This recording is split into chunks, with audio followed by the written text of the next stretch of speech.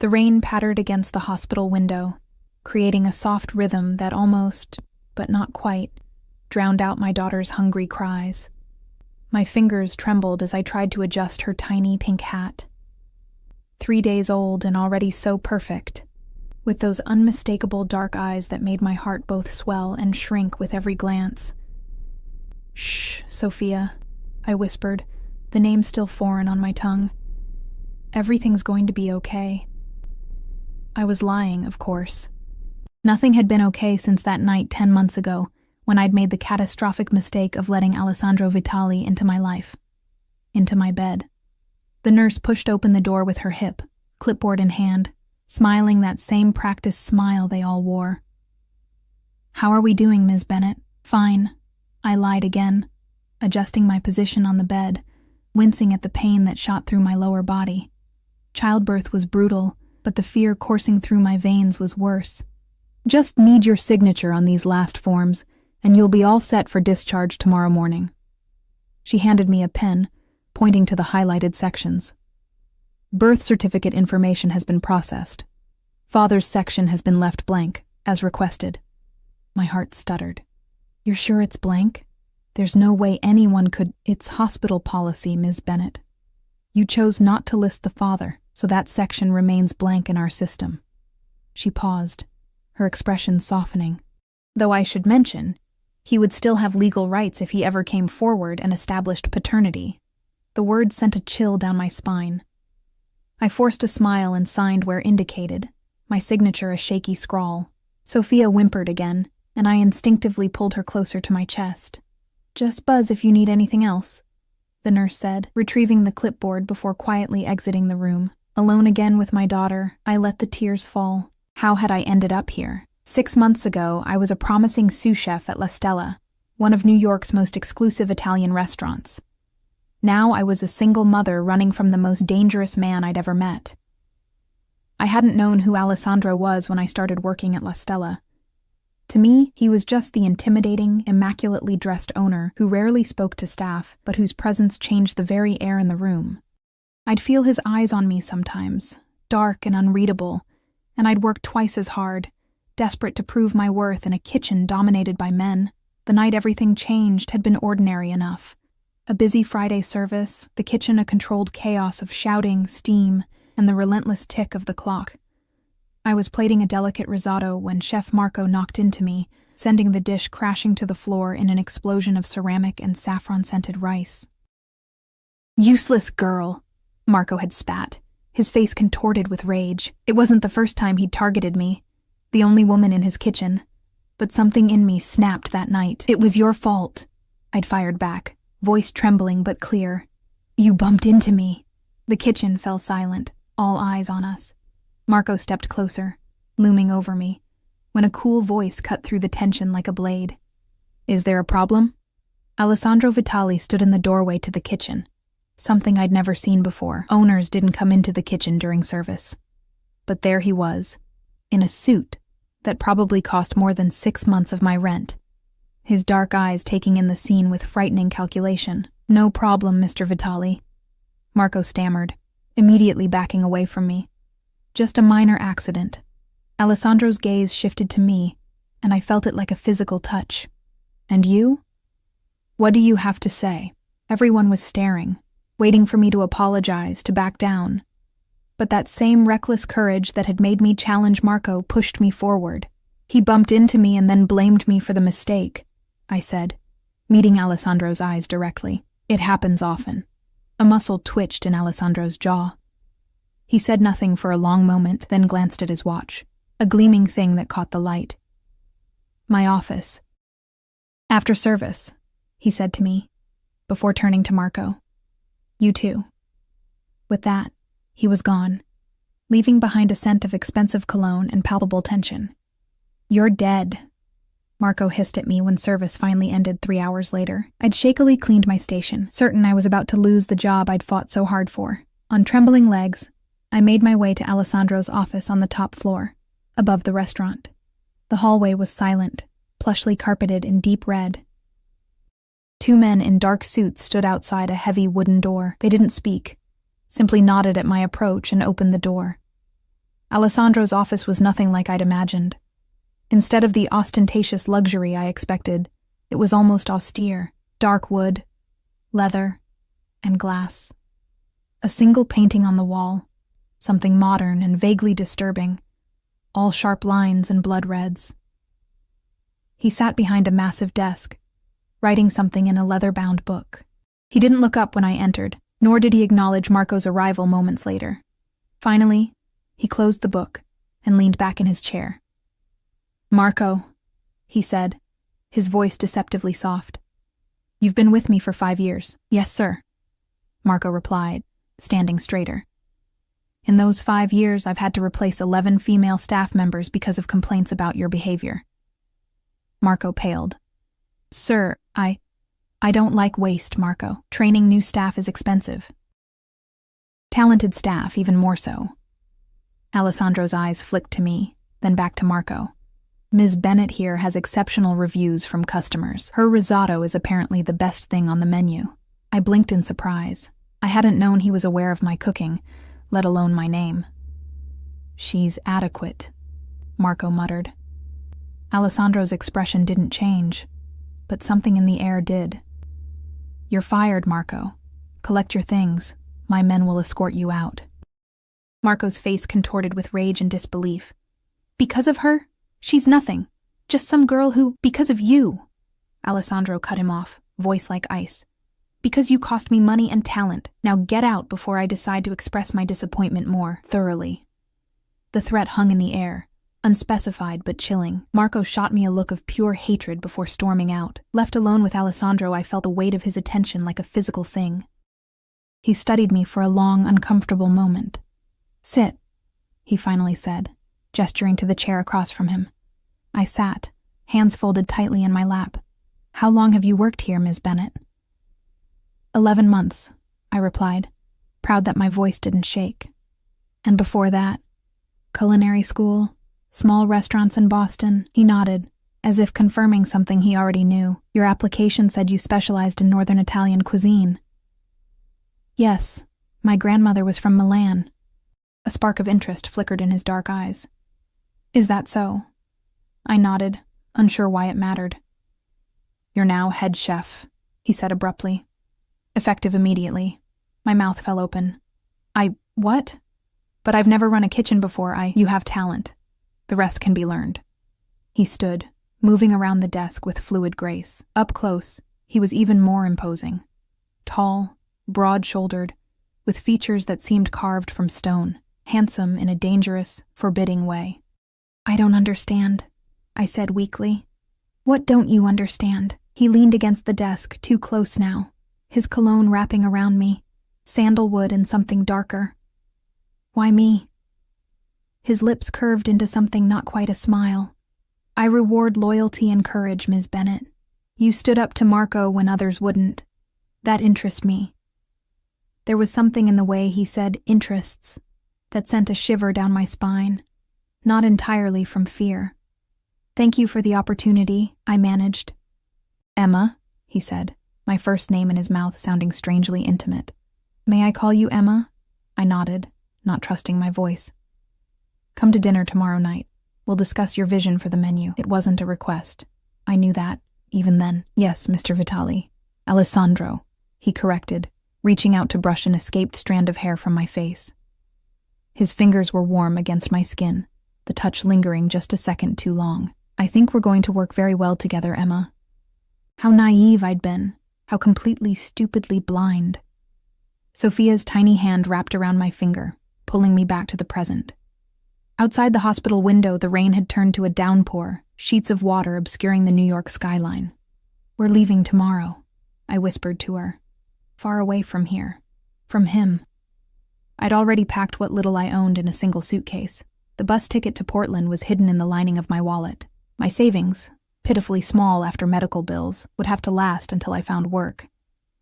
A soft knock at the door made me jump.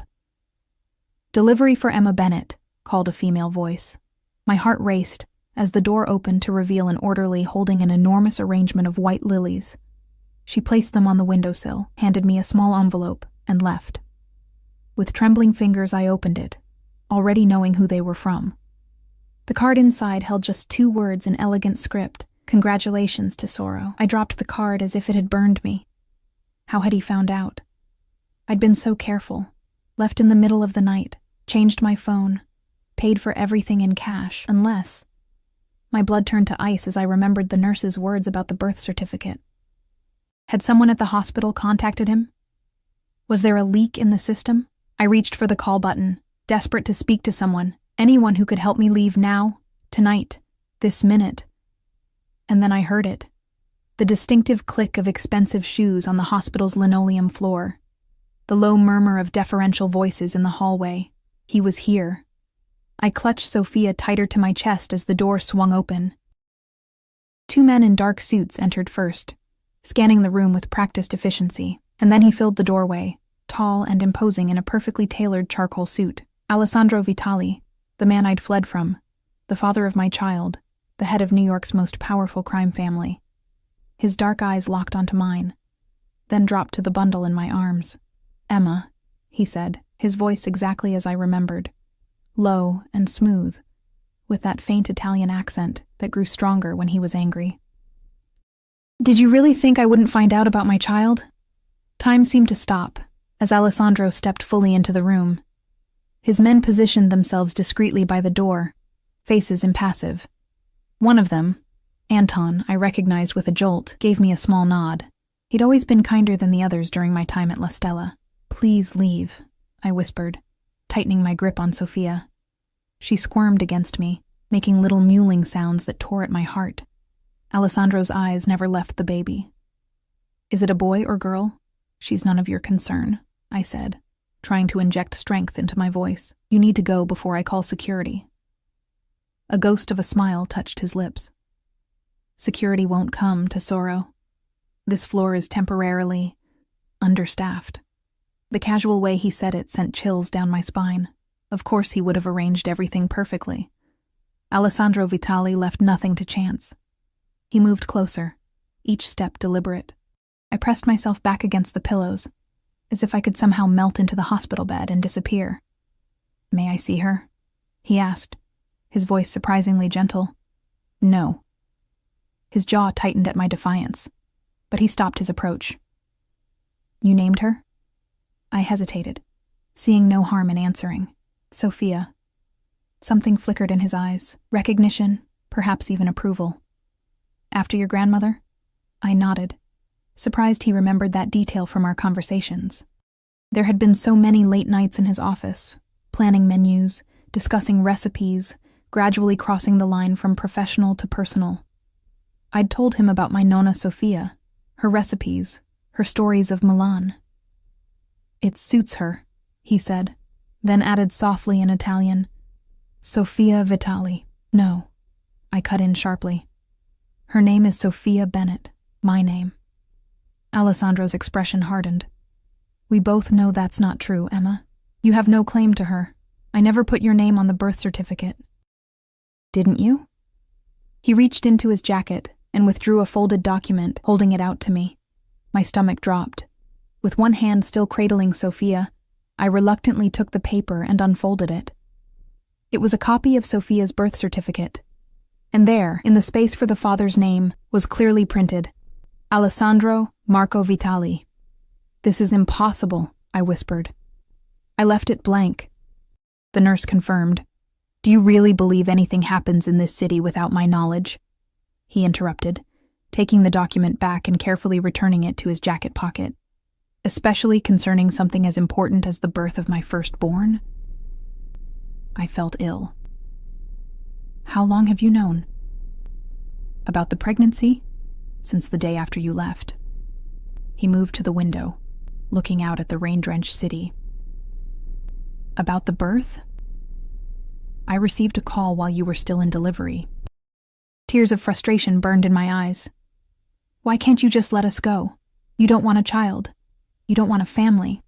Alessandro turned, his expression unreadable. "You don't get to decide what I want, Emma." "I know exactly what you are," I spat. "What your business really is. The things you've done." The atmosphere in the room shifted, tension crackling like electricity before a storm. The men by the door straightened almost imperceptibly. "Careful, Tesoro. Alessandro said softly. You're speaking about things you don't understand. I understand enough. I saw the guns. I overheard the conversations. I'm not stupid. He approached the bed again, this time not stopping until he stood directly beside me. Slowly, deliberately, he reached down toward Sophia. I jerked away. Don't touch her. She is my daughter, he said, each word enunciated with precision. Mine. You think I would hurt her? My own blood? I think you'd hurt anyone who stood in your way. Something like pain flashed across his face. So quickly I might have imagined it. You really believe that of me? The question caught me off guard. Did I? In all our time together, Alessandro had never once raised a hand to me. Had never even raised his voice. His anger was always a cold, controlled thing, far more frightening than any shouting. I believe you're dangerous, I said finally. To me. To her.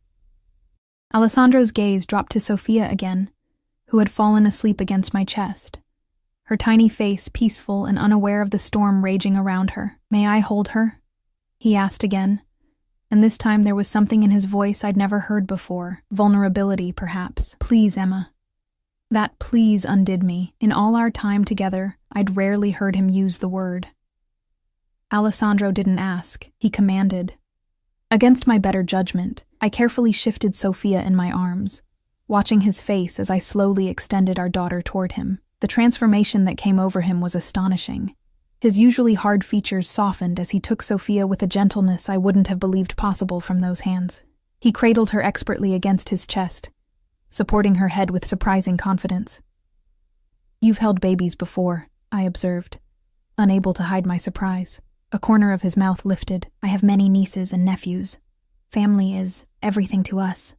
To us. To the Vitalis. To the organization I'd fled from the moment I realized what it truly was. She has my mother's nose, he murmured, running a finger delicately over Sophia's features. But your eyes, I think. The shape, maybe. The color is all yours. The words slipped out before I could stop them. His gaze met mine, something warm and intimate passing between us that made my heart race in a way that had nothing to do with fear. Why did you run, Emma? He asked quietly. The truth. I looked away, unable to bear the intensity of his stare. You know why. I want to hear you say it. I took a deep breath, gathering my courage. I found the gun in your desk drawer. I overheard your conversation with Salvatore about the shipment and the competition that needed to be permanently resolved. My voice trembled slightly. And then one of your men, Dino, saw me listening. He told me... Alessandro's expression darkened. Told you what? That you were the head of the Vitali crime family. That La Stella was just a front, that people who crossed you ended up in the East River. I swallowed hard, and when I realized I was pregnant, I couldn't bring a child into that world. He was silent for a long moment, still gently rocking Sophia. Dino was fired the next day, he finally said. For frightening you, for making you run. Is what he said true? Alessandro didn't answer directly. You were never in danger from me, Emma. Never. You are, under my protection. I don't want your protection, I said, though the words lacked conviction even to my own ears. I want freedom. I want a normal life for my daughter. Our daughter. He handed Sophia back to me with the same gentle care. And what makes you think I can't give her a normal life? I laughed bitterly. Normal? You call what you do normal? I call it business, he replied evenly. A business that provides very well for family. I won't have her grow up surrounded by violence and crime. Alessandro's expression hardened. So instead you would have her grow up without a father? In poverty? Running from place to place? He gestured at my small bag in the corner. What's your plan, Emma? Where were you going to take her? I remained silent, unwilling to reveal my plans. He sighed, running a hand through his dark hair, a rare gesture of frustration. Portland, Oregon, he said, making my blood freeze. One-way bus ticket, leaving tomorrow morning. How did you? It doesn't matter. He cut me off, straightening his already perfect cuffs. That plan is no longer viable. Anger flared in me, burning through the fear. You don't get to decide that. You don't own me, Alessandro. No, he agreed, surprising me. I don't. But I do have legal rights to my daughter, as that birth certificate proves. The implication was clear. He could take her from me if he wanted to. My arms tightened protectively around Sophia. I won't let you, I whispered fiercely. It doesn't have to be a fight, Tesoro. His voice softened as he used that endearment again, treasure. I have a proposal. Suspicion coiled in my stomach. What kind of proposal? Come back to New York with me. There's a penthouse in my building, separate from my own residence, private, secure. You and Sophia will live there. You'll want for nothing. I stared at him. You want to keep us like pets? In a gilded cage? His jaw tightened at the insult. I want my daughter in my life. I want her safe. And despite what you may believe, I want you safe as well. Why would I ever agree to that? Because the alternative is a legal battle you cannot win, he said bluntly. I have resources you cannot imagine, Emma. The best lawyers. Judges who owe me favors. You'd really do that? Fight me for custody? If necessary. His dark eyes held mine, but I would prefer not to. The worst part was that I believed him. Alessandro never made threats he wasn't prepared to follow through on. And what happens in this arrangement? I just live in your building, bring Sophia to visit whenever you demand? For how long? For as long as necessary, he replied. Until we come to a more permanent arrangement. My heart skipped a beat. Meaning what, exactly? He didn't answer directly. You'll have full staff at your disposal. A nanny, if you wish. Security, of course. An allowance for whatever you need. I don't want your money. Sophia deserves the best, he countered. The best schools. The best opportunities. Everything I can provide. I looked down at my daughter's sleeping face. So perfect and innocent. What kind of life could I truly offer her on my own? Cramped apartments, daycare I could barely afford, constant worrying about bills and safety. And what about me? I asked quietly. What do you expect from me in this arrangement? Something heated flared in Alessandro's eyes. Nothing you aren't willing to give, Emma. The air between us seemed to thicken with unspoken memories, his hands on my body, his mouth against my skin. For all his faults, all his sins, I couldn't deny that what we'd had was real. Electric. Consuming. I'd want to work, I said, trying to clear my head of those dangerous thoughts, to cook again. The position of head chef at La Stella remains open, he said. No one else has lived up to my standards since you left. I almost laughed at the absurdity of it all. You expect me to just pick up where I left off, after everything? I expect you to do what's best for our daughter, he replied. And for yourself. Sophia stirred in my arms, her tiny face scrunching up before relaxing again. I gazed down at her, overwhelmed by love and fear in equal measure. I need time to think, I said finally. Alessandro checked his watch, a different one from what I remembered, but equally expensive. You have until tomorrow morning, when you're discharged. And if I say no? If I run again? His expression turned grim. Don't make me your enemy, Emma. Not when I'm trying to be reasonable. The threat hung in the air between us, all the more frightening for being unspoken. Your car will be waiting at the main entrance at 9, he continued. Anton will escort you. He gestured toward the man at the door, who nodded slightly in acknowledgement. And if I'm not there? I challenged. Alessandro moved closer, unexpectedly reaching out to brush a tear from my cheek that I hadn't even realized had fallen. You will be, he said softly, because you're smart, and because deep down, you know I'm right. He leaned forward, his lips brushing my forehead in the ghost of a kiss. She needs both of us, Emma. Without waiting for my response, he straightened and moved toward the door. Rest. You look exhausted. I was. Bone deep, soul-crushingly tired, but I couldn't let him see that weakness. Tomorrow, then, I said, my voice steadier than I felt. At the door, he paused and looked back, his gaze dropping once more to Sophia. Something almost tender crossed his features before his usual mask slipped back into place. Welcome to the world, little one, he murmured in Italian. Then to me, in English, she's perfect, Emma. You did well. With that, he was gone, his men following silently behind him.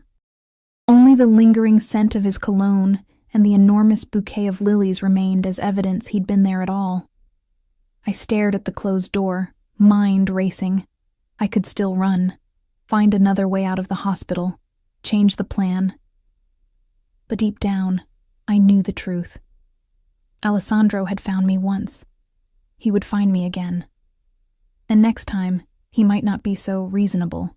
Sleep eluded me that night. I lay awake. Sophia nestled in the hospital bassinet beside my bed, watching shadows play across the ceiling. Every time I closed my eyes, I saw Alessandro's face. The way he'd looked holding our daughter, a tenderness I hadn't believed him capable of. By morning, exhaustion had settled into my bones, but my decision was made. The nurse arrived early, cheerful and oblivious to the turmoil inside me. "Ready to go home, Ms. Bennett? All your discharge paperwork is processed." Home. The word felt hollow now. "Yes," I said, mechanically going through the motions, changing into the loose dress I'd packed, carefully dressing Sophia in her going-home outfit, listening to the nurse's instructions about recovery and newborn care. At precisely 8:50, there was a knock at the door. Anton entered, his imposing frame somehow less threatening in daylight. Behind him was a woman I didn't recognize, middle-aged, with kind eyes and an efficient manner. "Ms. Bennett," Anton nodded respectfully. "This is Maria. She's a registered nurse and will be assisting with the baby." I bristled immediately. "I don't need—" "Mr. Vitali's orders," Anton cut in gently but firmly. "For both your comfort and safety." Maria stepped forward, her smile professional but warm. "I've been working with the Vitali family for 15 years, Ms. Bennett. I helped raise Mr. Vitali's nieces and nephews." She glanced at Sophia. "She's beautiful. May I?" Something in her manner, genuine, maternal, made me relent. I carefully handed over my daughter, watching like a hawk as Maria expertly checked her over. "Perfect," she pronounced, wrapping Sophia securely in her blanket before returning her to me. "The car is waiting. I have a proper car seat installed." Of course, Alessandro would have thought of everything, down to the last detail. The hospital corridor felt endless as we walked. Maria slightly ahead, Anton behind. A few nurses glanced our way, quickly averting their eyes when Anton looked in their direction. I wondered how much they knew, how much Alessandro had arranged. Outside, the morning was bright and crisp, autumn sunlight glinting off buildings still wet from yesterday's rain. A sleek black SUV with tinted windows waited at the curb. The driver, another of Alessandro's men whose name I couldn't recall, stepped out immediately, opening the rear door. The interior was luxurious, with soft leather seats and what looked like bulletproof glass separating the driver's compartment. A top-of-the-line infant car seat was installed in the center of the back row. "Allow me," Maria said, taking Sophia and expertly securing her in the seat, checking and double-checking the straps. I hesitated at the door, that old instinct to run screaming inside me. But where would I go? How far would I get with a newborn and no money? Anton seemed to read my thoughts. "It's the right decision, Ms. Bennett," he said quietly. "For both of you." I looked up at him, searching his face. "Is it? You know him better than I do. What kind of man is he, really?" Anton's expression remained carefully neutral. "Mr. Vitali is complicated, but I've worked for him for 12 years, and I've never seen him as invested in anyone as he is in you and the baby." He paused. "That means something in our world. Our world, not mine. Never mine." I climbed into the SUV, settling beside Sophia's car seat. Maria took the seat on the other side, while Anton rode in front with the driver. As we pulled away from the hospital, I felt a strange mixture of dread and relief. At least for now, I didn't have to run anymore. The drive through Manhattan was surreal. Streets I'd walked countless times as a struggling chef looked different from behind the tinted windows of Alessandro's car. We headed uptown, eventually turning onto a tree-lined street of exclusive buildings with doormen and awnings. The SUV pulled into a private underground garage beneath one of the most imposing buildings, all limestone and discreet luxury. 2 more security men were waiting as we emerged from the vehicle. "This way, please," one of them said, leading us to a private elevator that required both a key card and a fingerprint scan. "My fingerprint won't—" I began. "You've been added to the system," the guard said, Taking my free hand and gently pressing my thumb to the scanner, the light flashed green, and the elevator doors slid open. Inside, Anton pressed the button for the 31st floor. Mr. Vitali's residence is the penthouse on 35, he explained. Yours is 31, the entire floor. The elevator was swift and silent. When the doors opened, they revealed a foyer of cream marble and subtle lighting. Anton stepped forward, placing my thumb on another scanner beside an elegant wooden door. This registers as your entry point, he explained. Only you, Maria, and Mr. Vitali have access, for security. The door swung open to reveal a space that stole my breath. Floor-to-ceiling windows showcased a panoramic view of Central Park and the Manhattan skyline. The apartment was massive, decorated in a palette of soft grays, blues, and whites. Modern but warm, with none of the ostentatious luxury I'd half expected. This way, Maria said gently, leading me past the open-concept living area into a hallway. The first door opened into a nursery that made my heart clench. Pale yellow walls, a white crib with delicate bedding, a plush rocking chair by the window, shelves filled with books and toys. A hand-painted mural of an Italian countryside covered one wall. When did he... I couldn't finish the question. Mr. Vitali commissioned it the day after you left, Maria answered quietly. He knew you were pregnant before you did, I think. I turned to her in shock. That's impossible. She smiled slightly. Mr. Vitali notices everything, Miss Bennett, especially about people he cares for. The words echoed strangely in my head. We continued the tour. A master suite with a bed that looked cloud-soft and a bathroom bigger than my entire former apartment, a guest room, a study lined with bookshelves, and finally a kitchen that made me stop in my tracks. It was a chef's dream, professional-grade everything, from the massive gas range to the double ovens, the expansive marble countertops to the walk-in refrigerator. Copper pots hung from a rack above the island, gleaming in the morning light. He remembered, I whispered, running my fingers over the countertop. We'd talked about this once, late at night in his office, my dream kitchen. Every detail was exactly as I'd described. Your personal items have been moved in, Anton said, gesturing to the master bedroom, and the refrigerator and pantry are fully stocked. Moved in? I turned to him, alarmed. From where? Your apartment on Bleecker Street, he replied, as if this were perfectly normal. Mr. Vitali had it maintained after you left. The violation of privacy should have angered me, but I was too exhausted to feel anything but resignation. Of course Alessandro had kept my apartment. Of course he'd expected me to return. Sophia began to fuss, her tiny face scrunching up in preparation for a cry. She's hungry, I said, moving to the couch and settling myself to nurse her. Maria nodded. I'll prepare something for you to eat. You need your strength. As she busied herself in the kitchen, Anton cleared his throat. Mr. Vitali will visit this evening to check that you've settled in, around 7. My heart jumped at the news. That wasn't part of our agreement. There was no formal agreement, Ms. Bennett, Anton replied evenly. Just an understanding that you would return to New York with your daughter. As if summoned by our conversation, my phone, which I hadn't even realized was in my purse, chimed with a text message. Unknown number. The apartment is acceptable? How had he gotten my new number? I'd only purchased the burner phone a week ago. I stared at the screen, debating whether to respond. A second message appeared. I can see you've read this, Emma. I suppressed a shiver. With one hand still supporting Sophia at my breast, I awkwardly typed a reply. Yes, it's acceptable. His response was immediate. Good. We'll discuss terms this evening. Terms. As if this were a business transaction. Perhaps to him, it was. I didn't reply, turning my attention back to Sophia, who nursed contentedly, oblivious to the storm clouds gathering around us. Maria brought a tray with a light meal, a perfect omelet, fresh fruit, crusty bread still warm from the oven. My stomach growled, reminding me I hadn't eaten properly in days. You should rest after you eat, she said. I can watch the little one while you take a shower. Maybe a nap. The thought of sleep was tempting, but I shook my head. I'm not comfortable. I understand, she cut in gently. It's normal to be protective with your first. I'll just sit with you then, help if you need it. Something about her calm, no-nonsense manner reminded me of my grandmother.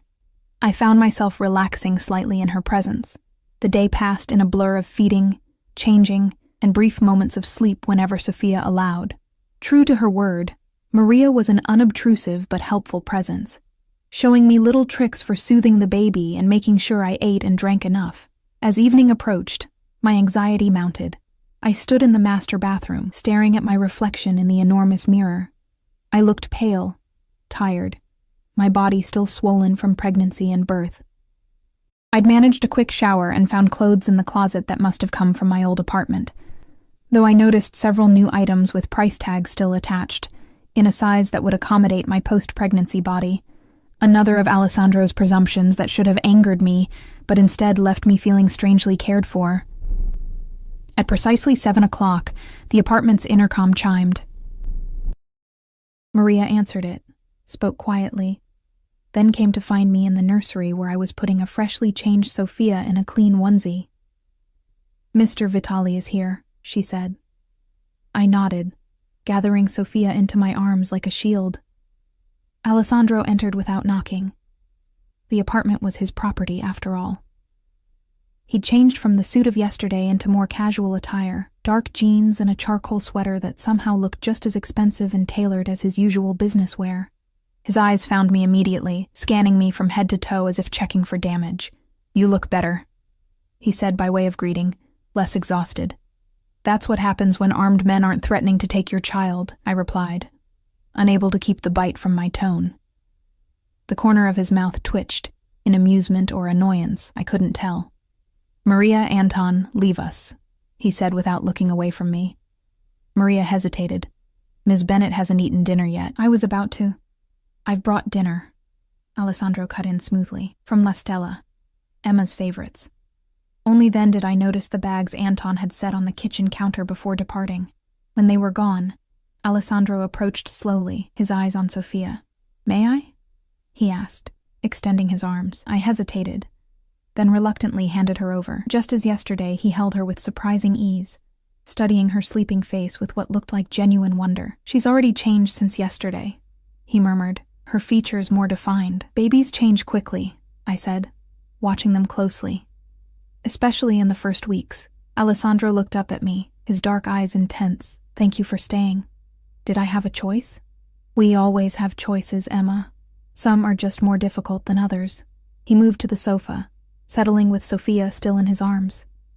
I remained standing, arms crossed over my chest. "Join me," he said, not quite an order, but not quite a request either. I sat at the opposite end of the sofa, maintaining as much distance as possible. "Are you recovering well? Any complications from the birth?" he asked. The question caught me off guard with its genuine concern. "I'm fine. It was straightforward as these things go." He nodded, eyes returning to Sophia. "I've arranged for the top pediatrician on the Upper East Side to visit tomorrow, and a postpartum specialist for you."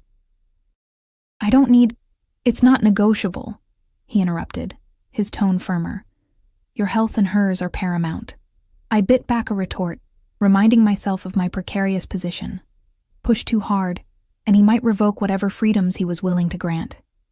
"You mentioned terms," I said instead. "What exactly do you want from this arrangement?" Alessandro shifted Sophia to his shoulder, patting her back gently when she squirmed, direct as always. "It's one of the things I admired about you from the beginning. The terms, Alessandro." He studied me for a moment, then nodded. "Simple enough. You and Sophia live here. You return to your position at La Stella when you're ready. 4 weeks from now, perhaps 6. Whenever your doctors clear you, Sophia will have round-the-clock security and care from staff of your choosing, approved by me. And you? I'll visit regularly, have dinner with you both, spend time with my daughter. Just dinner? Just visits?" His eyes darkened. "What are you asking, Emma?" "I'm asking if you expect me to resume our previous relationship." The air between us thickened with unspoken tension. "I expect nothing you aren't willing to give," he said finally, echoing his words from the hospital. "But I won't pretend I don't want you. That hasn't changed." Heat rushed to my face. "This isn't about us. It's about Sophia. It's about all of us," he corrected. "We're a family now, whether you accept that yet or not." Family. The word hung between us, laden with meaning. You're not what she needs in a father, I said quietly. Not with what you do, who you are. Alessandro's jaw tightened, but he kept his voice calm for Sophia's sake. You know very little about what I do, Emma, or who I really am. I know enough. He shook his head slightly.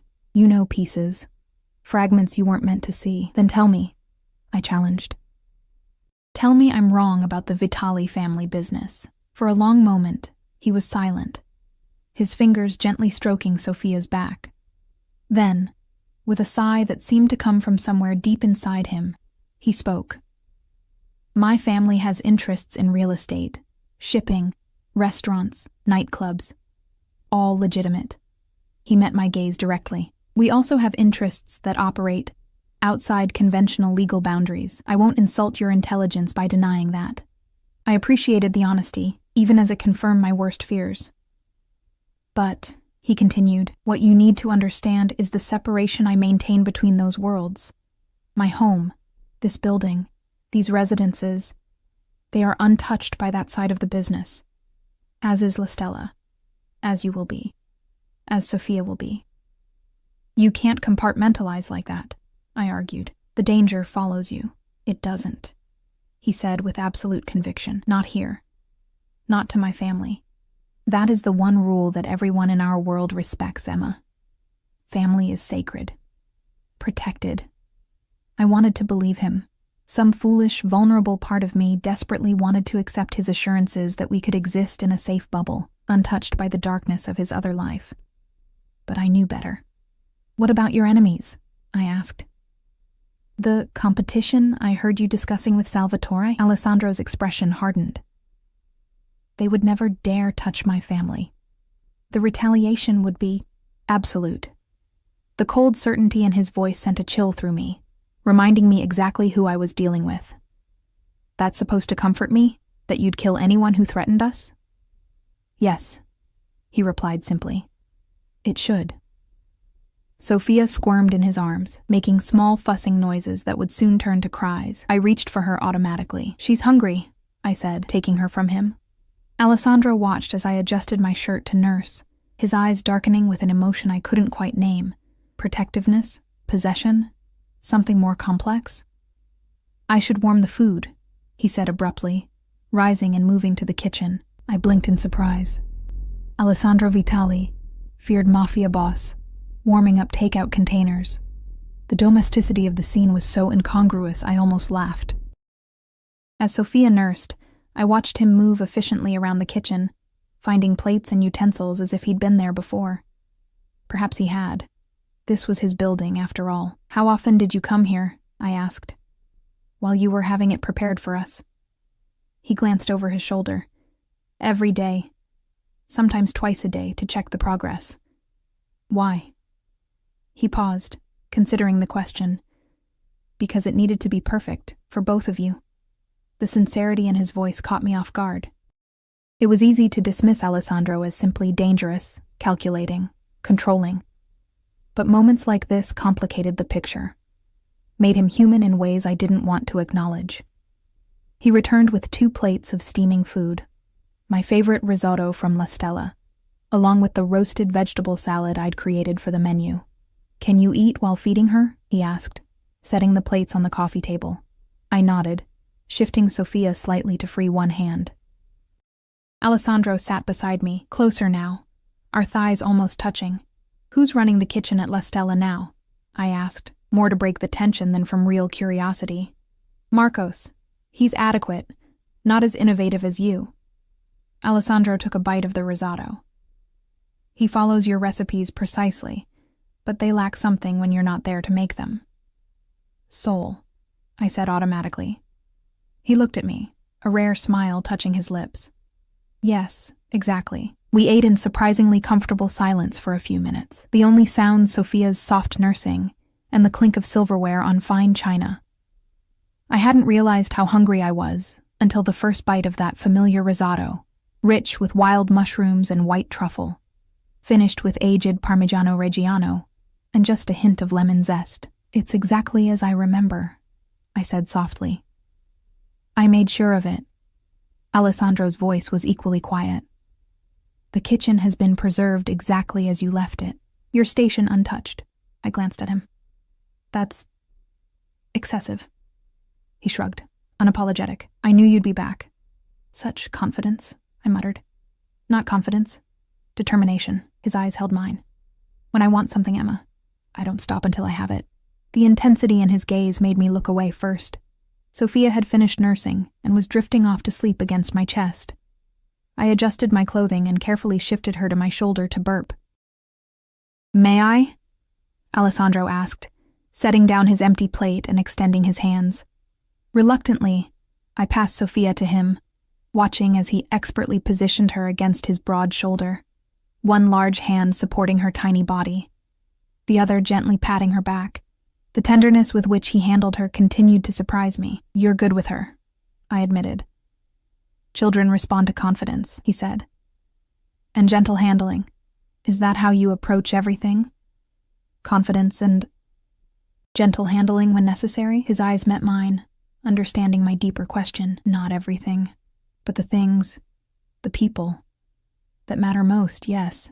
Sophia gave a small burp, and Alessandro smiled, a genuine smile that transformed his usually stern features.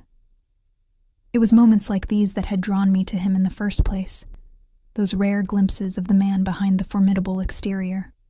She'll need to be changed soon, I said, finishing my food. I can do it. I raised an eyebrow skeptically. You doubt me? There was a hint of amusement in his voice. I can't quite picture the great Alessandro Vitali changing dirty diapers. He rose smoothly, Sophia still securely in his arms. Then allow me to surprise you, Tesoro. I followed him to the nursery, watching in disbelief as he efficiently laid Sophia on the changing table, gathered supplies, and proceeded to change her diaper with practiced ease. He spoke softly to her in Italian the entire time, terms of endearment that made my heart twist painfully in my chest. Where did you learn to do this? I asked when he'd finished, redressing Sophia in her onesie. I told you. Many nieces and nephews. He lifted Sophia, cradling her against his chest. Family is everything to us, Emma. Children are cherished, protected. The most important legacy we have. There was something in his voice, a depth of conviction, that made me believe him, at least about this. I want her to have a normal life, I said quietly. School friends, playground visits, birthday parties. Not guards in fear and isolation. Alessandro's expression softened as he looked down at our daughter. She can have those things, with proper precautions. Armed bodyguards at a children's birthday party isn't normal, Alessandro. Security can be discreet. He placed Sophia gently in her crib, adjusting her blanket with careful precision. And necessary, Emma.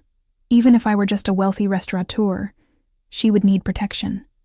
The children of privilege always do.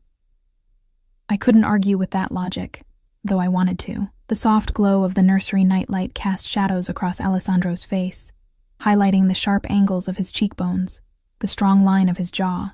He looked both dangerous and vulnerable, standing over our daughter's crib, and the contradiction made my heart race. Will you at least consider it? He asked, turning to face me. A real attempt at making this work, for her sake. For her sake. Not for his. Not for mine. For Sophia's. I'll try, I said finally. But I have conditions. Something like respect flickered in his eyes. Name them. I want to work, not just at La Stella. I want to explore other opportunities too. Consulting. Maybe teaching cooking classes. He nodded slowly. Acceptable, with proper security arrangements. I choose the staff that interacts with Sophia. Final say is mine. Within reason. All staff must pass my security checks. I took a deep breath. And I want honesty. No more secrets, Alessandro. If I'm going to raise our daughter in your world, I need to understand the risks. The real risks. He was silent for a long moment, considering. Then he stepped closer, close enough that I could smell his cologne, feel the warmth radiating from his body. That's a dangerous request, Emma. Information is liability in my world. It's non-negotiable, I said firmly. I don't need operational details. Just context. Understanding. Alessandro studied my face, his dark eyes unreadable. Very well, but that honesty must go both ways. Meaning no more running, he said, his voice hardening slightly. No more secrets on your side either. If you're unhappy, if you're afraid, you come to me, directly, no intermediaries. The implication was clear. No going to the authorities, no seeking outside help. Agreed, I said, knowing I had little choice. He nodded, seemingly satisfied. Then we have an understanding. We stood together in silence for a moment, watching Sophia's tiny chest rise and fall with her peaceful breaths. In sleep, her face relaxed into an expression of perfect innocence that made my throat tighten with emotion. She deserves better than both of us, I whispered. Perhaps, Alessandro agreed softly, but she has us nonetheless. We'll have to be better for her. It was the vulnerability in his voice that undid me, the rare admission that he, too, had doubts. Without thinking, I reached out, touching his arm gently. He went still under my touch, his eyes finding mine in the dim light. Stay, he said suddenly. Tonight, with both of you. I tensed, withdrawing my hand. Alessandro, not like that, he clarified quickly. Just here, in the apartment. I'll take the guest room. I just want... He trailed off, seeming uncharacteristically at a loss for words. Want what? I prompted. Time, he said finally, with my family. Family. That word again, loaded with meaning and expectation. All right, I conceded, surprising myself. But relief just tonight flickered across his features. Another crack in the impenetrable facade he usually presented to the world. With a gentle touch to Sophia's cheek, he straightened and moved toward the nursery door. I have calls to make, he said, his tone shifting back to businesslike efficiency. I'll be in the study. Will you be all right alone for a while? I almost smiled at that. I've been alone with her since she was born, Alessandro. I think I can manage. He paused, looking back at me. You're not alone anymore, Emma. Remember that. The words followed me as I moved through the evening routine, preparing bottles for night feedings, arranging diapers and wipes for easy access, taking a quick shower in the luxurious bathroom. Through the walls, I could hear the low murmur of Alessandro's voice as he conducted his business in the study. I wondered what he was discussing, who was on the other end of those calls. The legitimate side of his empire, or the shadow business I was trying not to think about. The line between seemed increasingly blurred the longer I spent in his orbit. By the time I crawled into the obscenely comfortable bed, exhaustion was pulling at my limbs, making my eyelids heavy. I left the door to the nursery open, the baby monitor on the nightstand nonetheless broadcasting Sophia's soft breathing. I must have fallen asleep almost instantly, because the next thing I knew, a small cry was pulling me from dreams. I blinked awake, disoriented by the unfamiliar surroundings until memory rushed back.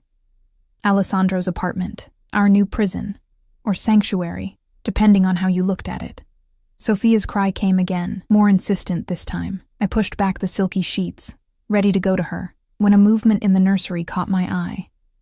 Alessandro was already there, his tall frame bent over the crib, lifting Sophia with those surprisingly gentle hands. I watched, frozen in the doorway, as he cradled her against his chest, murmuring softly in Italian. Mi dispiace, piccola, he was saying. Sorry, little one. Papa è qui. Papa is here. Papa. Father. The word seemed to echo in the quiet room. He turned, spotting me in the doorway. She's hungry, I think, he said, his voice rough with sleep. I nodded, moving forward to take her. Our hands brushed during the transfer, sending an unwelcome jolt of awareness through me. Thank you, I said quietly, settling into the rocking chair to nurse. Alessandro didn't leave as I expected. Instead, he leaned against the wall, watching us with an intensity that should have made me uncomfortable, but somehow didn't. You should go back to sleep, I told him. No point in both of us being awake. I don't mind, he replied. I've slept enough. In the dim light, with his hair tousled from sleep and wearing just a t-shirt and pajama pants, he looked younger, more human. The Alessandro I'd first fallen for, before I knew the full truth of who he was. "What are you thinking?" he asked, catching my stare. "That I don't know how to reconcile the different versions of you," I admitted, too tired for pretense. "The man who tenderly holds his daughter and the man who," I trailed off, "does what needs to be done," he finished. "You don't have to reconcile them, Emma. Just accept that both exist." As Sophia nursed contentedly, her tiny hand wrapped around my finger, I wondered if I could do that, accept the contradiction that was Alessandro Vitali, father, lover, criminal. The man who had trapped me, but who was also, undeniably offering a kind of freedom I couldn't achieve alone. Security, stability, protection. "One day at a time," I murmured, more to myself than to him. Alessandro pushed away from the wall, approaching to kneel beside the rocking chair. Gently, he brushed a strand of hair from my face, his fingers lingering against my cheek. "One day at a time," he agreed softly. "That's all any of us can do." 6 months passed in a strange new rhythm. Days of learning to be a mother, nights interrupted by Sophia's cries, and through it all, Alessandro's constant, watchful presence. Not always physically, he had his business to run after all, but his influence touched every aspect of our lives.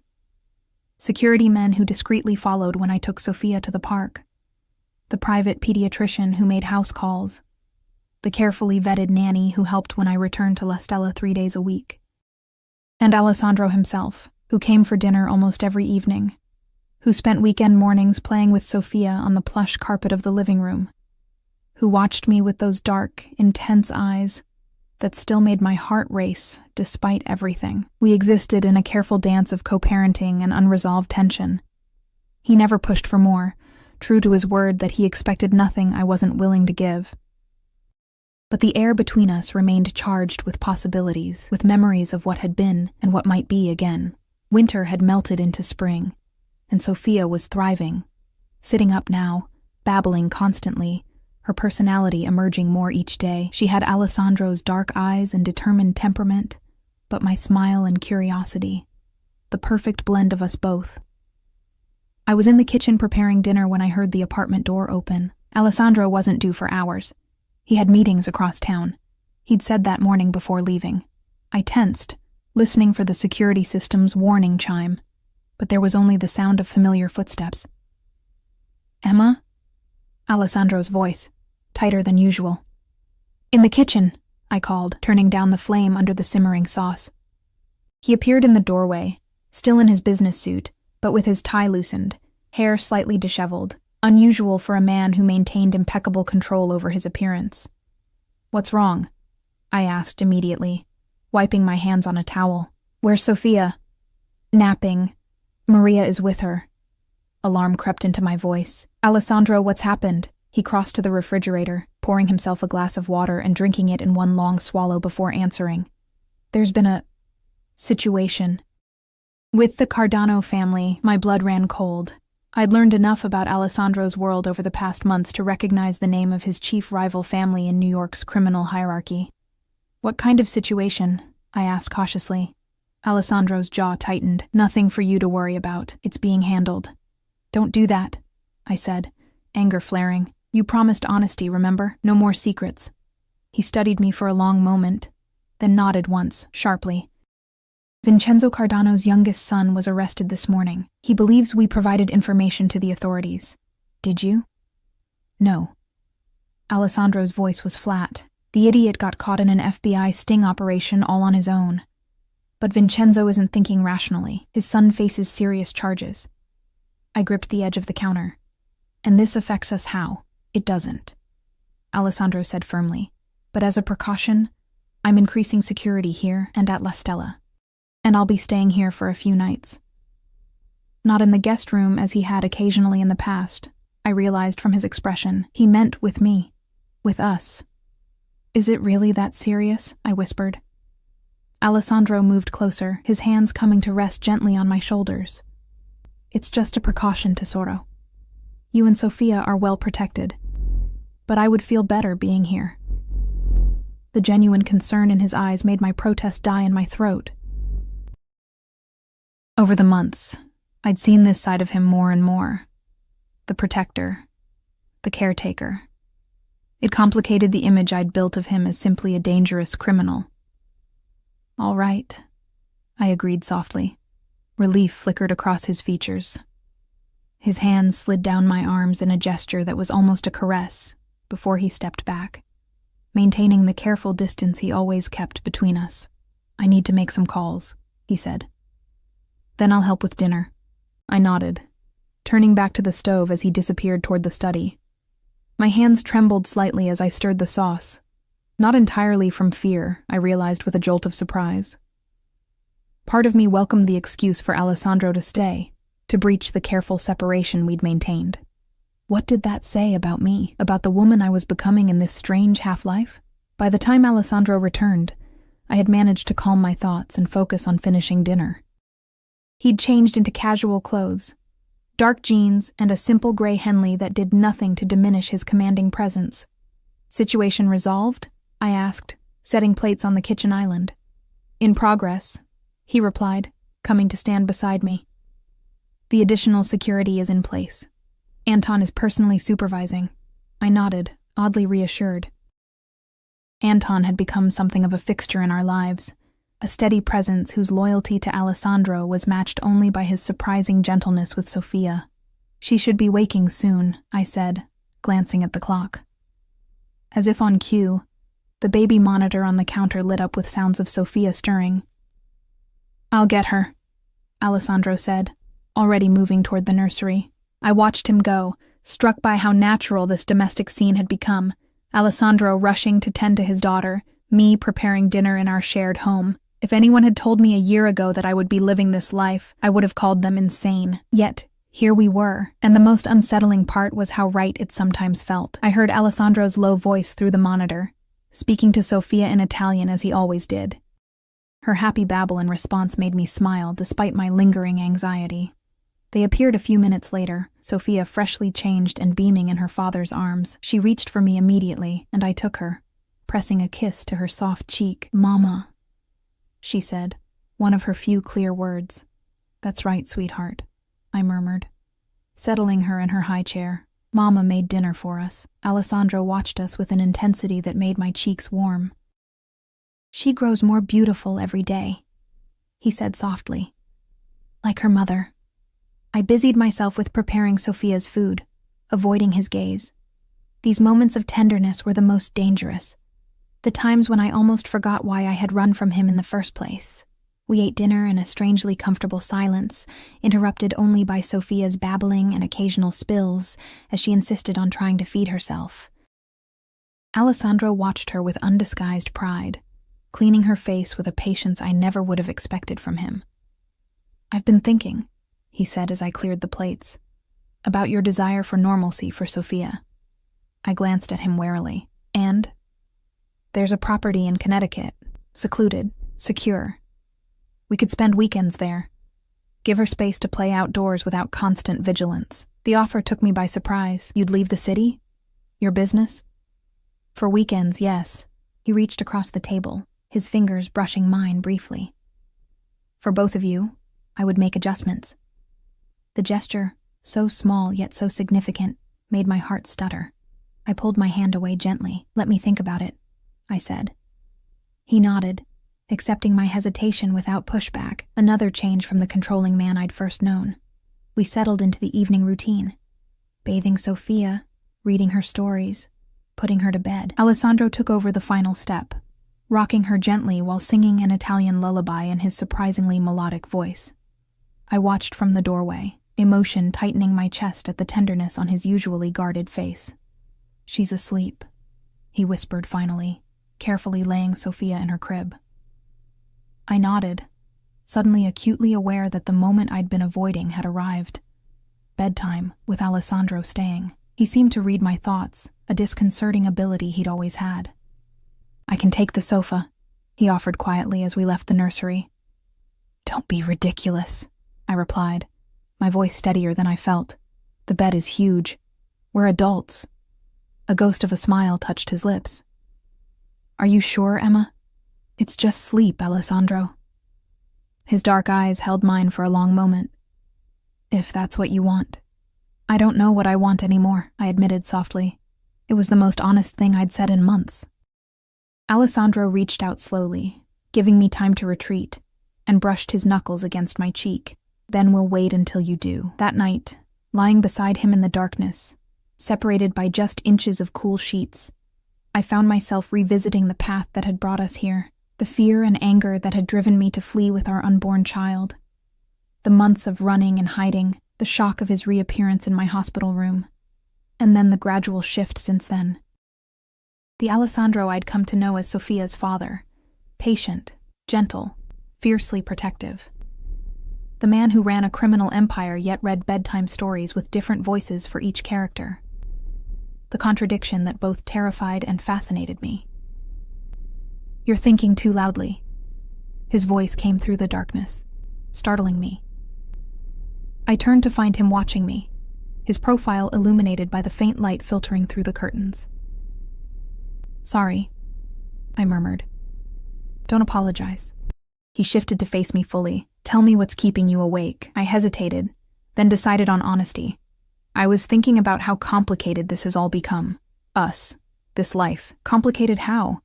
I left because I was afraid of who you are. What you do, I said slowly. I wanted to protect Sophia from that world. "And now?" he prompted when I fell silent. "Now I'm not sure what I'm protecting her from anymore. Or if I'm protecting her at all." Alessandro was quiet for a moment, considering my words. "You're giving her stability, a father who adores her, security. That's protection, Emma. But at what cost?" I whispered. "The moral compromises I make every day, by staying here, accepting this life."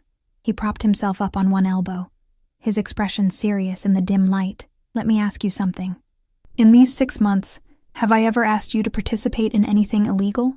To compromise your principles in any way?" "No," I admitted. "Have I kept my promise to separate that part of my life from you and Sophia?" "Yes, but—" "Then perhaps the compromise isn't as great as you believe," he interrupted gently. "Perhaps you're still viewing this in absolutes, good and evil, right and wrong." "Aren't some things absolute?" I challenged. Alessandro's lips curved slightly.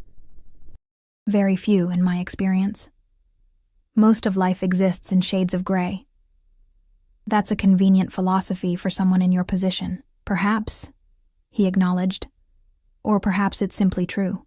I had no answer for that. In the silence that followed, Alessandro's hand found mine atop the covers, his fingers intertwining with mine in a gesture that felt more intimate than any kiss. "What do you want, Emma?" he asked quietly. "Not for Sophia, not for me, for yourself." The question caught me off guard. For so long, my wants and needs had been subjugated to survival, to motherhood, to fear. What did I want? "I want to stop being afraid," I whispered finally. "Of you, of the future, of my own feelings." His hand tightened on mine. "And what are those feelings?" I met his gaze in the darkness, complicated, confused, angry sometimes, but also, he prompted when I trailed off. Instead of answering with words, I closed the distance between us, pressing my lips to his in a tentative kiss.